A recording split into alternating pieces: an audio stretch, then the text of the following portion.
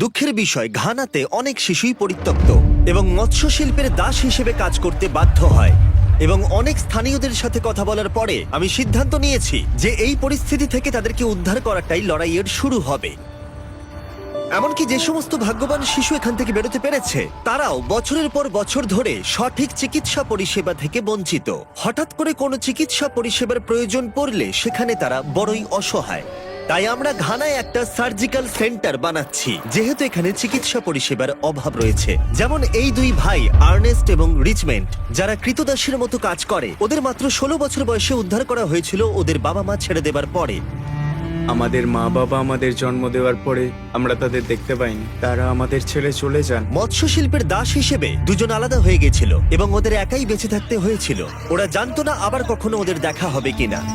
মাঝে মাঝে ওরা এমন ভাবে টানবে যে তুমি জলে পড়ে যাবে। আর যদি তুমি সাঁতার কাটতে না পারো তাহলে তুমি মরে যাবে। আমার 20 জন বন্ধু মারা গেছে। কিন্তু সৌভাগ্যবশত এই দুই ভাইকে ঘানার মেগা ডিফেন্স ফাউন্ডেশন উদ্ধার করে, যাদের অন্য নাম জিম্যাড। এই সংগঠন ঘানার শিশু দাসত্বের বিরুদ্ধে লড়াই করে।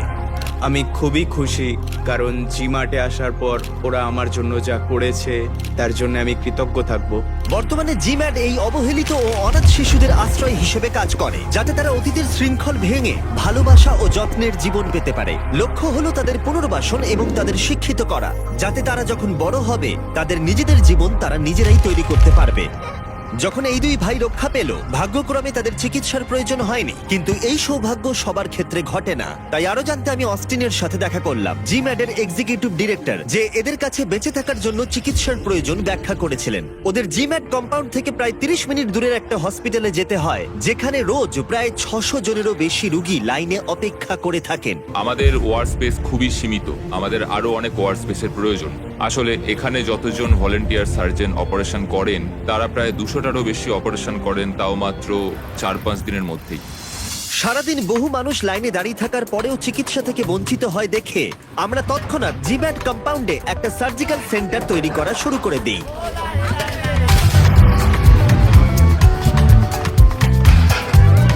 যখন প্রজেক্টের কাজ চলছিল, আমরা শিশুদের সাথে সময় কাটালাম আর কম্পাউন্ডে ওদের শৈশব উপভোগ করলাম।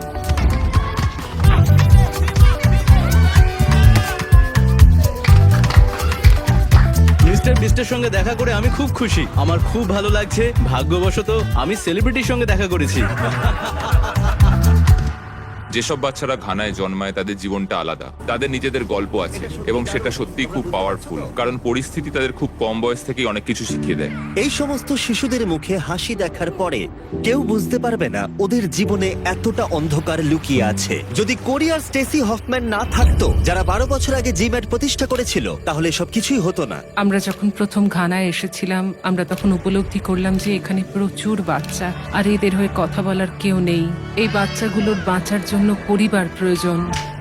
সার্জিক্যাল সেন্টারের কনস্ট্রাকশন প্রায় কমপ্লিট হয়ে যাবার পরে আমরা কিছু স্বেচ্ছাসেবক সার্জনদের কাছ থেকে তাদের অভিজ্ঞতা শুনলাম। আমরা গতকাল যখন এখানে এসেছিলাম, তখন সম্ভবত প্রায় 600 জন লোক এখানে চিকিৎসা করানোর জন্য ভিড় করেছিল। আর এত লোকের আর্তনাদ শুনে আমরা সত্যিই কষ্ট পাচ্ছিলাম। এখানে যে সমস্ত স্বেচ্ছাসেবক ডাক্তার এবং সার্জনরা কাজ করে, তারা প্রায়শই এমন গুরুতর কেস দেখেন যেগুলো তারা তাদের গোটা জীবনে কখনো দেখেননি।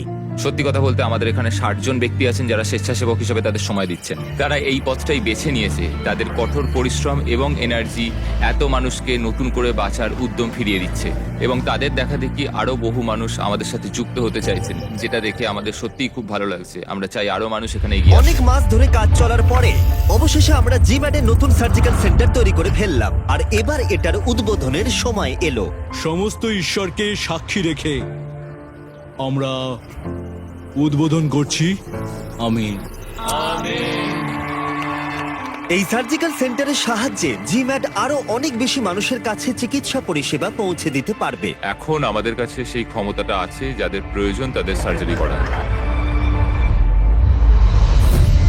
উদ্বোধনের পরে নতুন তৈরি সার্জিক্যাল সেন্টারের বাইরে ওরা উদযাপন করছিল এবং আনন্দ করছিল, এবং তার পরের রাতেই একজন রোগী এখানকার আধুনিক চিকিৎসা পরিষেবার সুযোগ পেল।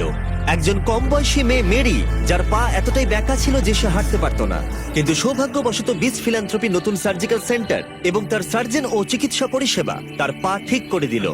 এখানে মেরির মতো আরো অনেকের জীবন পরিবর্তন হতে চলেছে, কারণ জিম্যাটের চিকিৎসকেরা আরো অনেক বেশি রোগীদের চিকিৎসা করার জায়গা পেয়েছে।